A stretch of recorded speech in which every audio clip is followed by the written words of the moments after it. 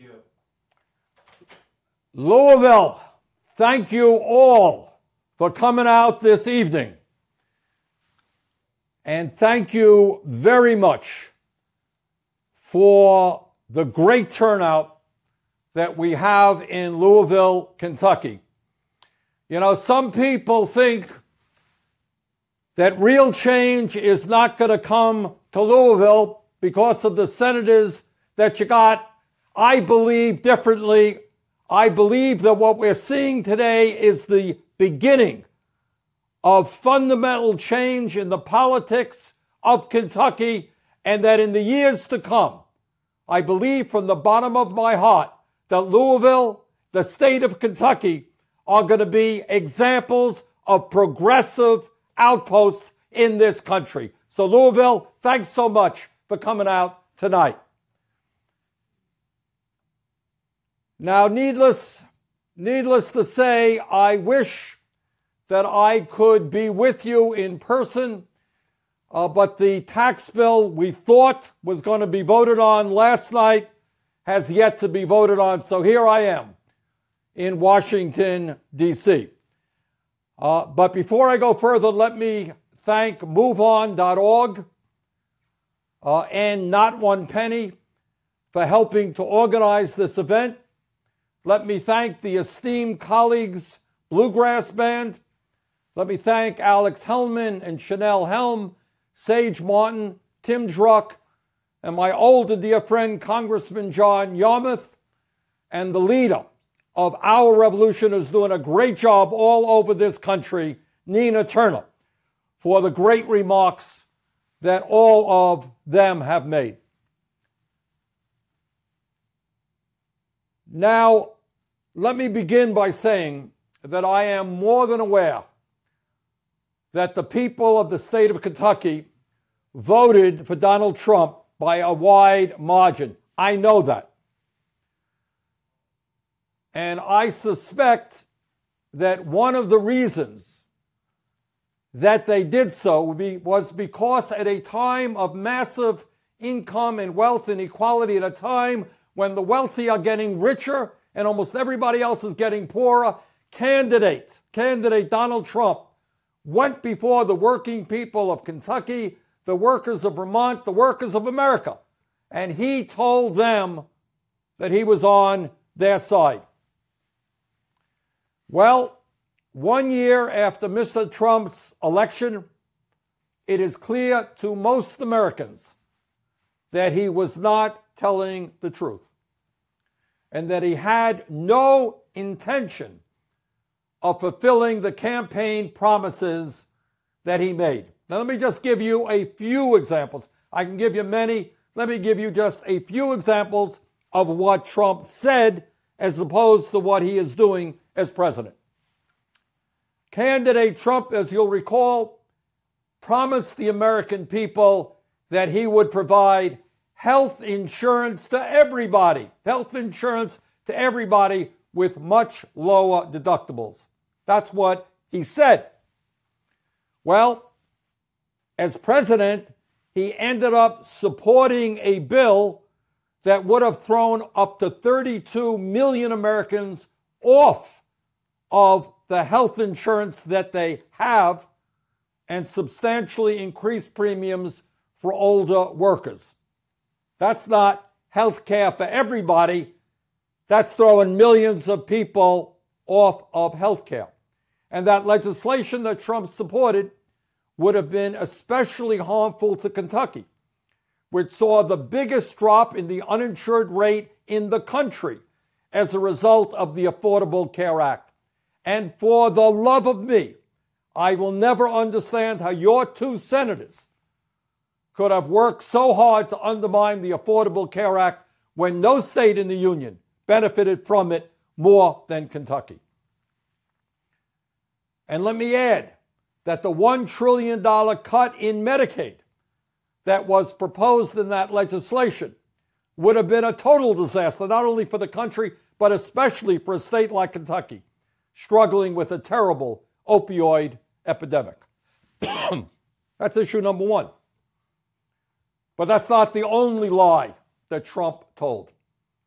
during the campaign, candidate Trump promised that he was not going to cut Social Security, Medicare, and Medicaid. No way! He was a different type of Republican. He was not going to cut Social Security, Medicare, and Medicaid. Well, funny thing happened when Trump became president, because he supported a budget resolution that would cut $1 trillion from Medicaid and $473 billion from Medicare. Further, when he was a candidate for president running around the country, Mr. Trump promised that he was going to stop the pharmaceutical companies from getting away with murder. Well, he was right. Drug companies are ripping us off. We are paying by far the highest prices in the world for prescription drugs. People are cutting their pills in half. People are dying in America because they can't get affordable prescription drugs. And that's what Trump said when he was running for president. Well, turns out that after he's elected president, Trump nominated a pharmaceutical industry executive to be his Health and Human Services Secretary. This is a guy who spent his entire career jacking up the price of insulin and other life-saving prescription drugs. In other words, he said he was going to take on the drug industry, but he brought the drug industry right into his administration. As many of you recall, candidate Trump said he was going to drain the swamp, and that he was the only candidate who would stop Wall Street from getting away with murder. That was candidate Trump. Well, after he got into the White House, turns out that Trump has appointed more billionaires to his cabinet than any president in American history. His chief economic advisor, Gary Cohn, is the former president of Goldman Sachs, and his Secretary of Treasury, Steve Mnuchin, also comes from Wall Street. Hey, Mr. President, you don't drain the swamp by filling your administration with executive after executive from Goldman Sachs, ExxonMobil, and big drug companies. That's not draining the swamp. That is the swamp. Now let me take a moment to tell you exactly what is in this disastrous and unfair tax bill that I expect will be voted on late tonight.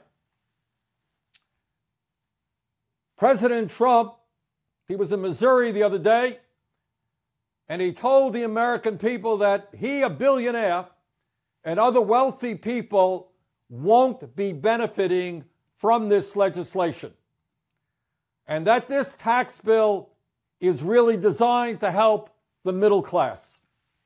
Well, I hope that I will not shock you, I will not dismay you by telling you that once again, Mr. Trump is lying. According to every independent study, people who have researched this bill, this legislation gives incredibly large tax breaks to the very, very rich. It raises taxes on millions of middle-class families. It leaves 13 million more Americans without health insurance while raising premiums 10% a year, and it raises the deficit by $1.4 trillion. Oh, and by the way, just in passing, I should mention to you that by lowering taxes for companies that invest abroad, it will make it easier for large corporations to offshore American jobs and throw American workers out on the street as they move abroad. Other than that, it is a really good bill. And let me be very clear and get into some specifics. So this is exactly what is in this legislation. And this is not Bernie Sanders talking. This is based on independent studies done by some of the most expert tax people in the country. This legislation that Trump says will benefit the middle class and working people will provide 62% of the benefits to the top 1%. 62% of the benefits go to the top 1%, while at the same time increasing taxes on 87 million middle-class households by the end of the decade. Huge tax breaks for the rich and large corporations. 87 million American households in the middle class will pay more in taxes by the end of the decade. Now, how does that happen? Well, it happens that the tax cuts in this bill that go to the middle class, just coincidentally, no doubt, expire by the end of 2025. They're gone. On the other hand, the tax breaks for large corporations are made permanent. Now, my friends, we are living in a moment in American history where, as all of you know, shamefully, outrageously, the top 1/10 now owns almost as much wealth as the bottom 90%. That is the worst distribution of wealth that we have had since the late 1920s. Today in America, if you can believe this is how bad and crazy situation is. We have the three wealthiest people in America, 1, 2, 3, who own more wealth than the bottom half of our nation. 3 people own more wealth than the bottom 50% of the American people. Yet Donald Trump and the Republicans in Congress believe that in the midst of all of this income and wealth inequality, that this is a time when 62% of the benefits of this so-called tax reform bill should go to the top 1%, while tens of millions of middle-class families end up paying more in taxes. In other words, we have a situation where the wealthy who need tax breaks the least will benefit the most, and many millions of struggling working class and middle class families will end up paying more in taxes. How crazy is that? Now, the President of the United States and my Republican colleagues, and I just got off of the floor and I hear this over and over again, my Republican colleagues, they tell the American people that trickle-down economics, giving huge tax breaks to the rich and large corporations, will expand the economy, will create new jobs, and will bring in so much revenue that it will pay for itself. My friends, the simple truth is, trickle-down economics is a fraudulent theory. Fraudulent theory. It has never worked, and it never will work. It failed under Ronald Reagan. It failed under George W. Bush. And most recently, as many of you know, it failed in the state of Kansas.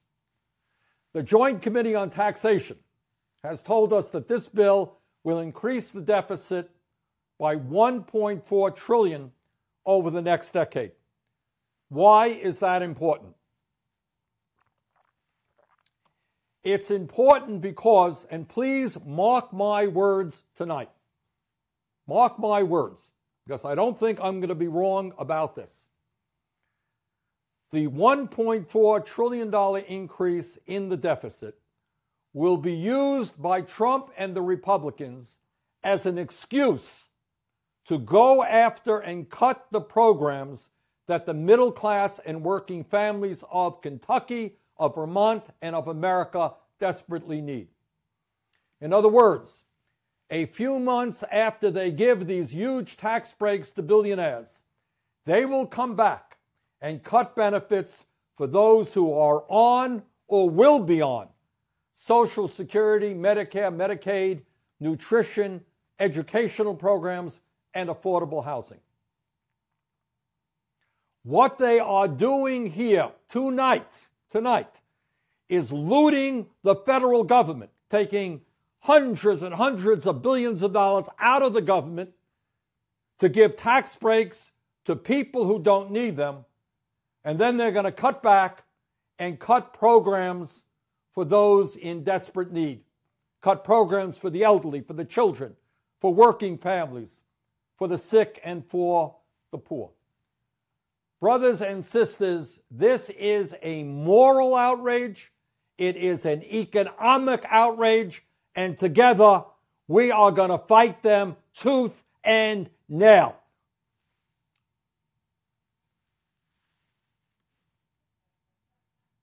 Now, if this bill is signed into law, you will suddenly hear Mitch McConnell, Rand Paul, and Republicans all over this country talking about entitlement reform. You like that expression? Entitlement reform. You could talk about welfare reform.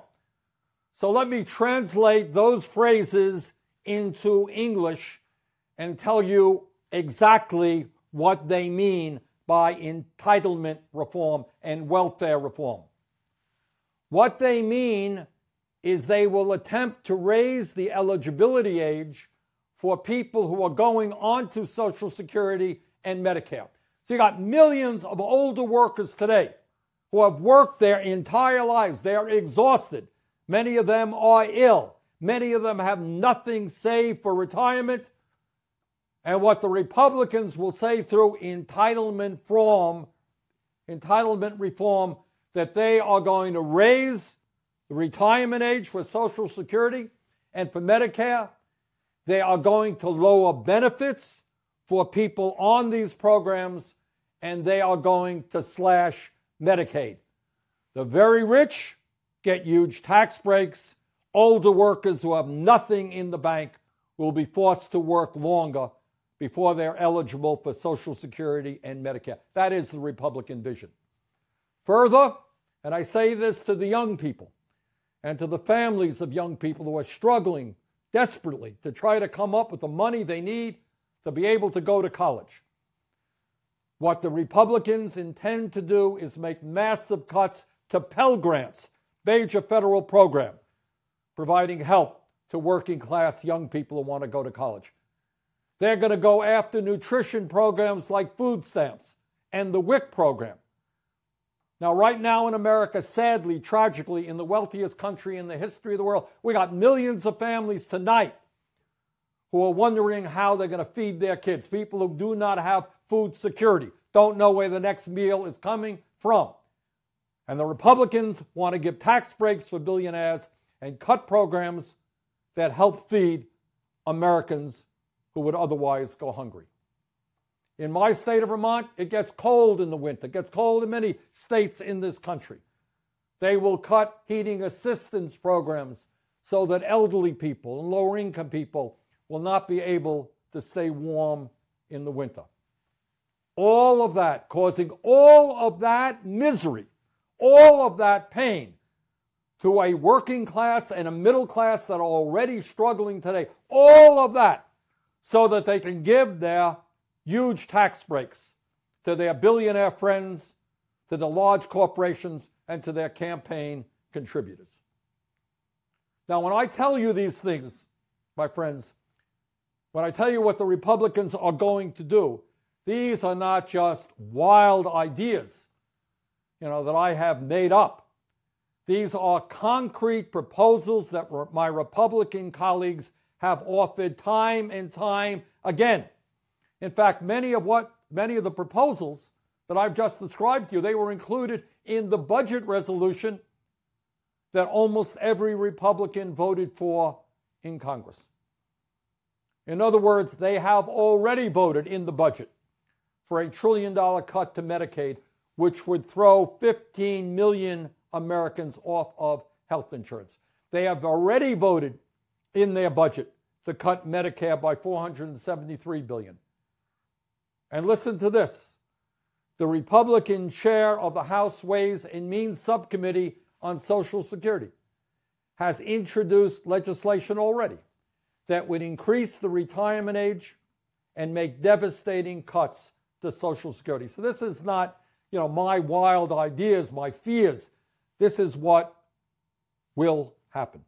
Brothers and sisters, the last thing that we should be doing is giving tax breaks for billionaires paid for by raising taxes on the middle class and cutting Social Security, Medicare, and Medicaid. Now, let me ask you a question. I want you to think about this, because this gets to the root of the corruption of our campaign finance system and of our politics today. I want you to think about this. Poll after poll shows that the Republican idea of giving tax breaks to the very rich while cutting Social Security, Medicare, and Medicaid are wildly, wildly unpopular. Democrats don't want it. Republicans don't want it. Independents don't want it. In fact, what polls tell us is that what the Republicans are proposing is exactly the opposite of what the American people want. The American people believe that when we have so much income and wealth inequality, the wealthiest people in this country and the largest corporations should pay more in taxes, not less in taxes. And the American people believe that we should improve and expand Medicare, Medicaid, and Social Security. So why is it that the Republicans are doing exactly the opposite of what the American people want? And the answer is not complicated. Follow the money. Follow the money. This legislation is not wanted by the American people, but it is wanted by the billionaire class, by corporate America, and by wealthy campaign contributors. These are the people who have put many hundreds of millions of dollars into the Republican Party through their campaign contributions and their independent expenditures. This is what the Koch brothers want. This is what the billionaire class wants. And what we are seeing tonight is payback time. That's what we're seeing tonight. They're getting what they paid for. And let me conclude by just saying this. Our vision for the future of America is a very different vision than what the Koch brothers want, what Donald Trump wants, and what the Republican Party wants. And it is our vision, and I want you all to understand this and feel good about it. It is our vision, the vision that Nina Turner talked about, that John Yarmouth talked about, that everybody up on the stage tonight talked about. It is our vision that is gaining momentum all across this country. And we just saw this a few weeks ago by the devastating defeats that Republicans experienced in state and local elections. 3 weeks ago, on November 7th, Donald Trump's name may not have been on the ballot, but Trumpism was. Trumpism was. And it lost badly, very badly, all across this country.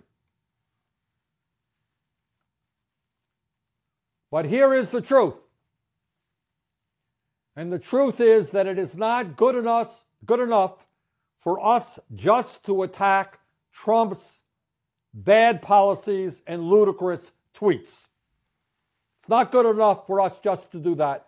We have got to stand together and not just oppose Trump, but fight for a progressive agenda. And let me briefly describe what that agenda is to you. Instead of giving huge tax breaks to billionaires and large corporations, you know what we're going to do? We're going to demand that they start paying their fair share of taxes. Yeah, Mr. President, you're a billionaire, and it's about time that you and your friends started paying your fair share of taxes. And instead of allowing workers to fall further and further behind, we're going to raise the minimum wage to $15 an hour so that nobody in America who works 40 hours a week lives in poverty. And instead of continuing a situation where women are forced to work for 80 cents on the dollar compared to men, we are going to bring about pay equity. Not a radical idea, friends. Equal pay for equal work.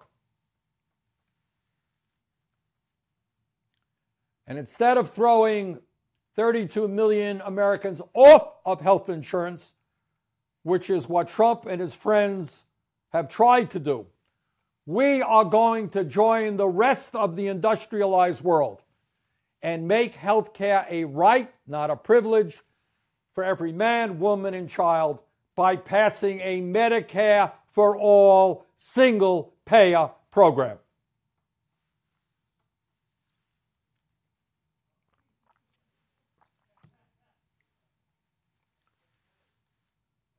Instead of cutting Social Security, which is what the Republicans want to do, we are going to expand Social Security.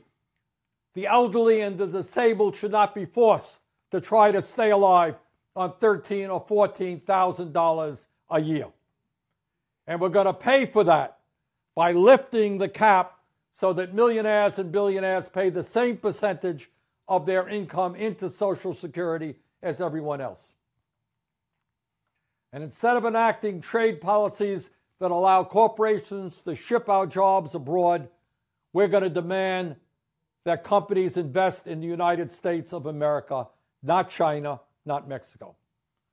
Instead of allowing our roads, bridges, water systems, airports, our infrastructure to continue to decline and crumble, we're going to put 15 million people back to work by investing $1 trillion rebuilding our infrastructure. And by the way, that means building affordable housing in America.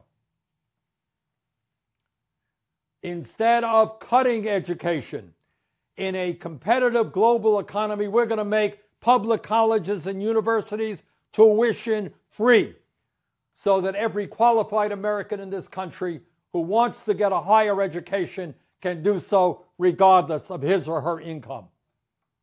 And we're going to pay for that by a tax on Wall Street speculation. And yes, and I say this in Kentucky as I would in every other state in America. Climate change is real, it is caused by human activity, and it poses a very serious threat to the future of our planet. Our job is to transform our energy system away from fossil fuel into energy efficiency and sustainable energy. And when we do that, we are not going to forget those parts of America that are dependent upon coal and fossil fuel. We're going to help those economies rebuild.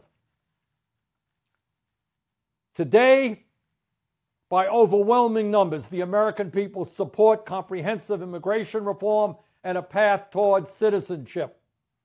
And that is what we are going to bring about. And today, the American people understand that our criminal justice system is broken and that there is something very wrong when we have more people in jail, disproportionately African American, Latino, and Native American, than any other country on earth. Instead of spending $80 billion a year locking up our fellow Americans, we're going to be investing in jobs and education rather than jails and incarceration.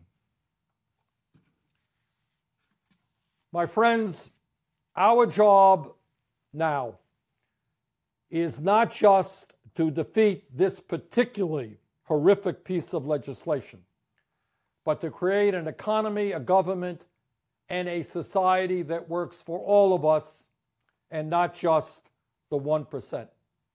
And I have no doubt that in Louisville, that in the great state of Kentucky, we're going to see people standing up, fighting back, and having a government in Kentucky and in America, having representation from Kentucky that speaks to the needs of the middle class and working families of your state and our country, and not just the 1%. Together, we are going to transform this country. And thank you so much for being with us tonight. Take care.